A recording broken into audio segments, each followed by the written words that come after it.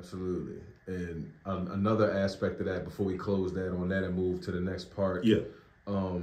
I didn't ask you this before, but you said you made the tremendous leap from between 10th and 11th, and even between like when you was coming up before high school, you started getting better and better and better and better. Were you always, because like if you talked about it earlier, you just came from working out today. And I know you even outside of the situation you got right now. Yeah. You work out all the time. Yeah. And you work out hard too. Yeah. So sometimes twice a day. You know what I mean? In the weight room, in the gym. Yeah. So were you always a student of the work and noticing that you putting them reps up is what's getting you here, or were you kind of like just a person that kind of caught the gift at a certain point? No, bro. I had to work for everything, bro. Like I had the gift for being tall. I think I got the gift for my height. And I did get the gift, honestly, from my father of shooting, but I just still had to prepare. Yeah, I didn't even ask you that. When did your growth spurt come? My growth spurt happened between 9th and 10th grade. Okay. Yeah. I think it happened between 9th and 10th grade. But yeah, bro, like I was more of a just hooping. Okay, that's the question I'm going to ask you. Are you a drill person or were you just a hooper type of person? I was just hooping. Okay. And then as time went on, I believe my cousin Chris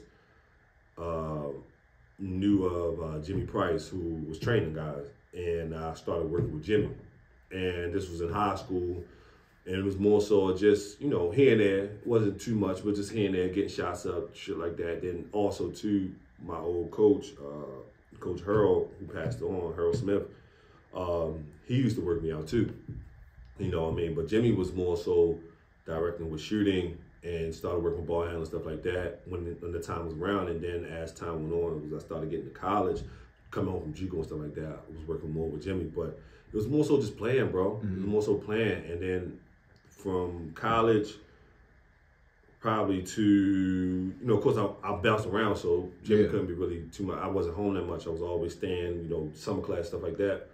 But so from probably like my first year out, so going to Belgium. So from Belgium to probably my first year in Turkey, I was working with Jimmy on like consistent basis of, here and there, whenever we could get to the gym, stuff like that.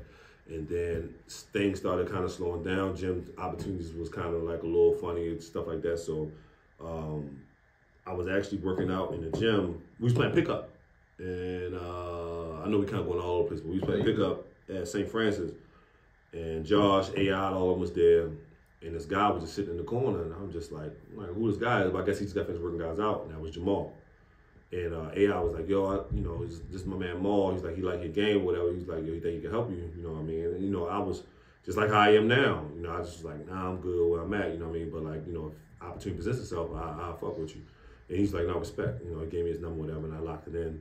And me and Jimmy kept working. But then, like I said, when things started slowing down and Jimmy was doing whatever he was doing, mind you, Jimmy trying to navigate and work with other people, I was like, man, I need something consistent because this was the point where I was going from Belgium, Germany to Turkey.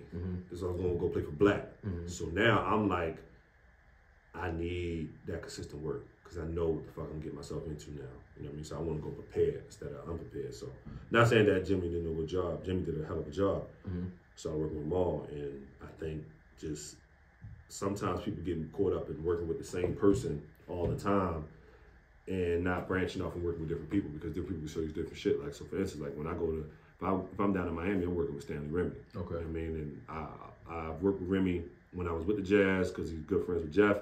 And then when I went down for my sister's wedding for like a week, I worked with Remy. And just a little bit of shit that he add to my game, you could just see the difference. You know what I mean? And not saying that Maul don't got good work, but everybody's shit is different. You know what I mean? You gotta branch with other people, you know what I mean? To see, because Remy made me uncomfortable in the workout. See, I work out with Maul, I told Maul always to switch shit up. Yeah. Like, one day it could be light. One day it could be something crazy. So one day, if you know it's a drill that frustrates me, we doing that shit. We don't get complacent. And that's what the thing I love about Maul. Maul's never complacent. Right. You always every time I go to Maul, I feel like I learned something new. You know what I mean? It's never like, all right, same shit. Like, all right, cool, same shit. All right, we going from corner to corner. Nah, I don't know what the fuck would I expect when I go in there with Maul. You know what I mean? That's how good. That's why Maul is the top of the guy, one of the top guys in the game right now. For sure. You know what I mean? So, well, in our area. No, for sure. I mean, I just wanted to ask that too because I forgot to ask you that earlier because with the gradual increase in what you bring to the game, it comes with work. And I know you got out the mud because I can see it now. You're a very, I mean, when I say you work, bro, you get to it. Yeah, I get it in, bro. You know what I'm saying? You get to it. So I just wanted to just see, because that JUCO grind is different. A lot of people might not understand. When you're in JUCO, you're not in college structure. No. So you're pretty much a young man stuck in a city or sent to a city. Yeah. And you're growing as a man in the city. Now, you got a dorm and everything like that, but bro, this is not like when you're on a college campus, which I'm sure you can attest to, but you having all that free time, man, I'm pretty sure, like you said, you was spending that free time hooping, drilling, and weight training and shit like that. So we played 5-on-5 for hours, 5 hours at a time, bro. Like just running that shit up, bro. Just playing back to back, back to back, back to back, back to back, lifting. Like that's all we did. And then I think that was my first year. And then my second year, you know, coming into that new season, because they was recruiting and trying to find guys that was on the road. The gym access was there, but it wasn't nobody there to work us out. So me and the would just work ourselves out. We would go in that bitch, get shots up, get on the gun, lift. Well, I told him, I was like, I ain't going home. Like, I ain't going home either. We was going to stay down and work. And then we went home for like the last 2 weeks before the school year started. And then we came back on the bench like, bro, we gonna make the best out of this shit. I mean, we want to be better. So that's the sacrifice we had to take. But if I'd have had a trainer from 7th grade, it probably been a little bit different. You know what I mean? Like, but I ain't had that, bro. Like, it just was. I'm glad I didn't have that, because playing, like, I don't get me wrong, the drill work is cool. You know what I mean? But playing, well, you gotta play, bro. You gotta play. Have that feel for the game. You gotta have the feel for the game. You gotta play. All that drill shit can go, but you know what I mean? If you don't know when to apply it, you know what I mean? It ain't gonna help you out. Absolutely. You know what I mean? So, no, that's cool, man. I went through that myself, so I wanted to know, man. That was hell for me. The best shape I've ever been in my life is JUCO. Yeah, bro. Other than probably now, I mean, I'm getting in great shape now, but back then that was just, because again, you hungry, and you spoke about that before too. When you're at JUCO, you're competing against the other team. Yeah. But you got 12 guys competing with each other at the same time. Unless you establish the relationships you said, you're lucky to come across those situations where certain guys, not even certain guys, the core guys have a certain rapport and relationship. If that's not there in JUCO, it is entirely different, bro. I'm telling you, Darrell set the tone. Yeah. Like, when we had that new team and we came in, we all had a meeting in the joint. He's just like, look, bro. No, it's basically on some shit like there's no one man but a crew. Somebody gonna have a good night, somebody gonna have more success, but there's no one man but a crew, bro. So when one eat, we all eat. So if you bringing in ACC schools, guess what? The motherfuckers get a chance to see everybody. So, bro, we gotta play like that. And if we play like that, bro, we will win. Yeah, that was his combo, bro. So like we ate as a team, we hung out as a team, we went to parties as a team. If one fought, we all fought type shit. You know what I mean? So it wasn't like it was a real brotherhood, bro. That we really had that oath, bro. And it helped us all out because everybody, like I said, everybody went to college. Everybody went to go play. You know what I mean? Everybody went on to play pro, whatever they desired to do, they had a chance to do it. You know, it was an opportunity for us to do it. You know what I mean? That's dope, dog. That is super dope, man. So, damn. So go from Texas. Now you go to North Carolina Central. So you go from going from JUCO to going to a 4-year school. How did you adjust to that, man? The influx of the people, just the structure of the university, because I don't know how big your JUCO was. My JUCO was huge. So I mean, I can't imagine. I've never even been to Texas. Huge for the sense of the community college. Okay. What you got? So you think about it. Our structure was, so we had our track team was the best track fucking team in the country. Like they were running in relays with D1 schools. You know what I mean? So, and we had about 3 or 4 gold medal Olympics that came from South Plains, women and men. So we had that, track, swimming, women's basketball, rodeo. Yeah, crazy. Yeah, we was in West Texas. Rodeo, Okay. What else? Diving, and I think that was it. I think that was all the sports. So mind you, it was dorms, so all dorms was mixed up everywhere. Like the dorms mixed up everywhere, and then you had the school part, you know, classrooms, and you had the child hall, you know, all that stuff, whatever. But if I can remember, we stayed in a spot called Lamar Hall, so it's shaped like a T. So it was like one of them is cross, so it's like a T, and then right across was the dome, Texan Dome. It's a big ass gym, dome, Superdome, and then down, and then the court is down below, right. And then the weight room is underneath and all that stuff. So that's what it was, bro. So it was from there to the gym, from the gym to the class, and that was it, bro. Like that, it was a big enough campus. Like you could walk it, but it was a lot. I got you. Yeah, it was a lot.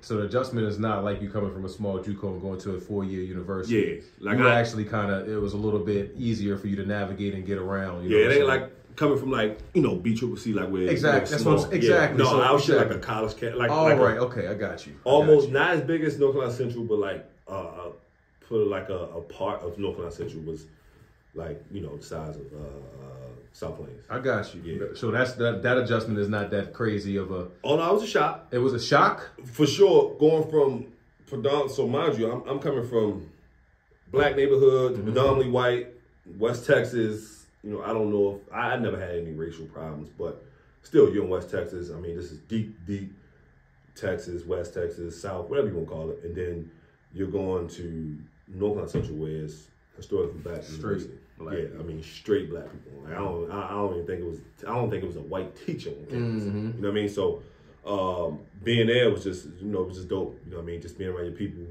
you build relationships with people that was there. You come right in and hit the ground running. Like I came right in and was a starter, of course, one of the main guys on the team, focal point.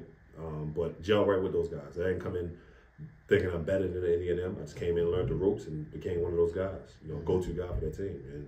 And the proof showed. Came in, average 13 points a game, 7 rebounds, and a bunch of MEAC honors, and made second team MEAC, which I don't believe I should have been on that. I should have been first team. But hey, it is what it is. That was your first year there? It was my first year there. Okay. Yeah, made second team. I should have made first, but I mean, that's whoever the committee wanted to do that. I mean, it's up to y'all.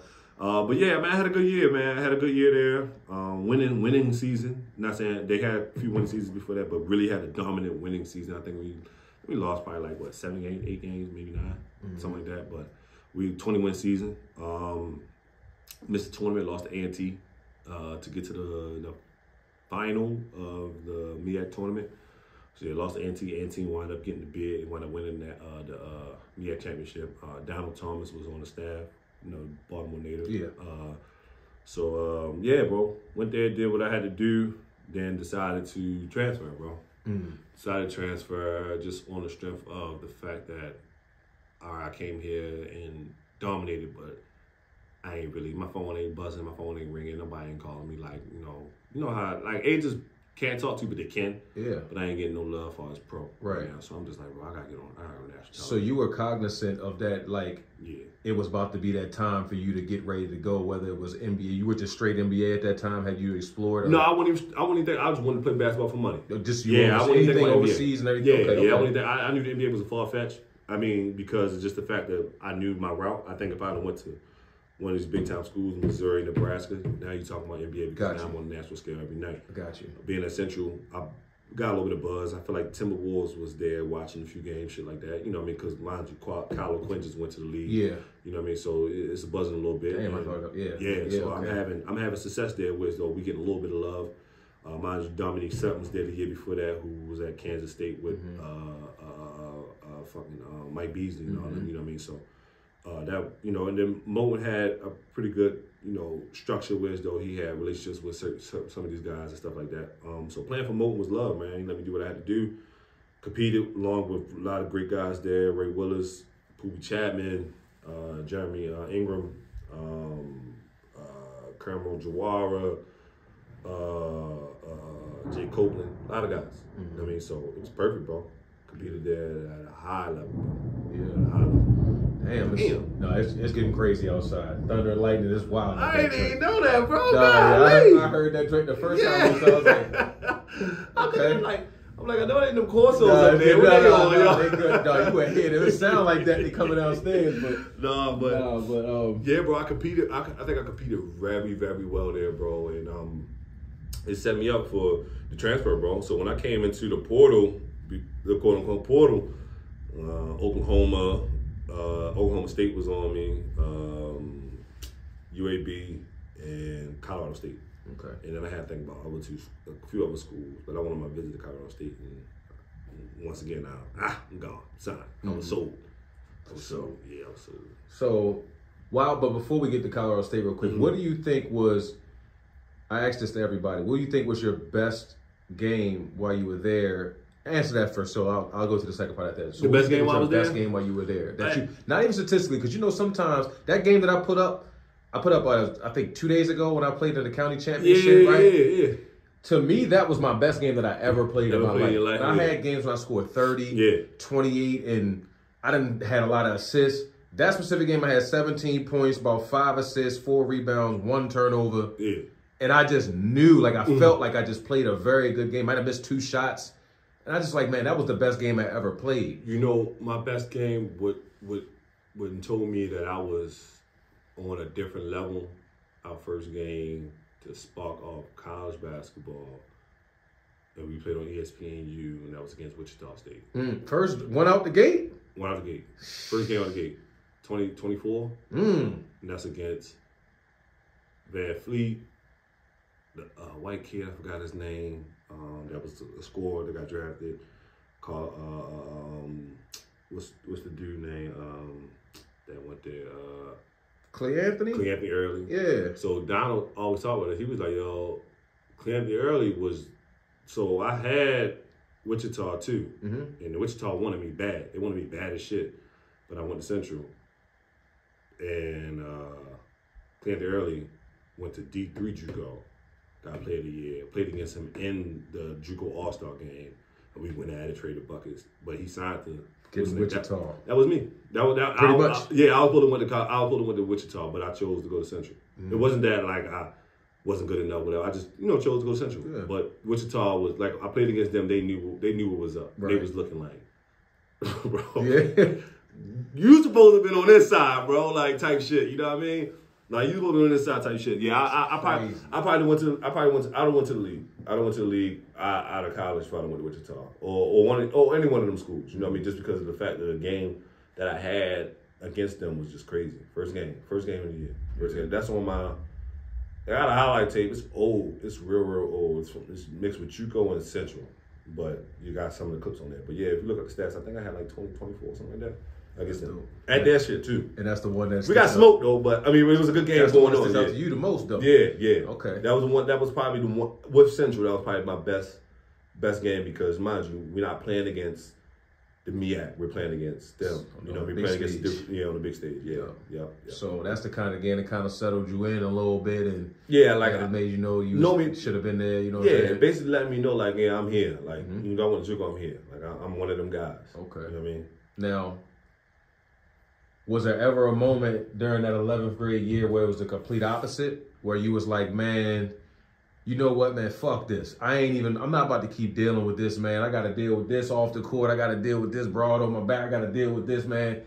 I call it, like I told you, I asked everybody the same question. This is at Central? This is at Central. Because, again, when you get to Central, you realize you kind of you might be head and shoulders above the competition. Yeah. But was there ever a time where it was just like, man, this shit is getting too much. I got to deal with, because we human. We got to deal with shit off the court. We got to deal with the bras. We got to deal with class. We got to deal with the social structure. Was there ever a time that you was ever in a fog and you kind of had to try to release yourself out of that fog or whatever the case be? It got difficult at any point? No, bro. I was in a relationship at the time too, but long distance thing. So, that was the last thing on my mind, you know what I mean? But I don't know, we was doing our thing, but at the end of the day, I ain't really had no problems off the court. Cool. You know what I mean, I was just kind of more so just, you deal with the day-to-day shit when it came to going to class, like that, but I ain't never had no problem failing off. I was pretty honest. And then I was, kind of like that guy on campus, so if I needed help, it was tutors there or chicks that I knew that was in class that look out, help me out, a little shit like that. But for the most part, man, I think it was bigger than me. I knew I had to handle the business because the punishment wouldn't just affect me, it would just affect my teammates too. You know what I mean? So I was kind of straight and narrow, bro. I was cool. I ain't never had no problems off campus, on campus. I met a lot of great friends that I'm friends with to this day. Like my man Jimbo, me and him, we met down there, and you know what I mean, it's kind of it was a funny story, bro. When I went on my visit, we stayed at his spot, you know what I mean, because it was on my unofficial joint, you know what I mean. So we stayed at his spot. I was with Coach Donald. Him and Coach Donald had the apartment together, whatever. So we stayed at his spot. Me and my mother, my girl at the time, my pops. But for the most part, bro, it was cool. Yeah, it was cool. That's a good experience to have. Cause, you know, it can get crazy, man. It can get crazy for sure. You know, I love Central though, bro. Like that shit was it was a time, boy. Oh yeah, time. It was a time, bro. It was a time. Just being around the frats and the sororities and just seeing that actual college life and that black college life, man, it was just crazy, bro. Like you know, they always bring you down during. Was it home? I think I went down for homecoming, I believe. Yeah, I went down for homecoming on my visit, and it just was crazy out there, you know. Tailgate. It was a football game. It might not have been homecoming, it was a football game, tailgate. Yeah. I think they was playing Morgan. Yeah. And it was, you know, it was cool to be down there in the atmosphere, and that's what made me sign it. Then, mind you, fast forward, we go down there now. I'm a part of the homecoming. And I'm going to the homecoming festivities. I'm being around, and I'm hanging around, and stuff like that. Right. I mean, so it was dope. No, that's cool, man. Shit. North Carolina Central is off the chain. Yeah. Chicken, what is it? Chicken Wednesdays? Hey, chicken fried, fish fry Fridays, chicken like Wednesdays. That. Oh my God, boy, you going, it's like a club. They got DJ in there, dressed on, women dressed in heels. You better come in there with a fit on. Hey man, my homeboy went to Clark. Yeah.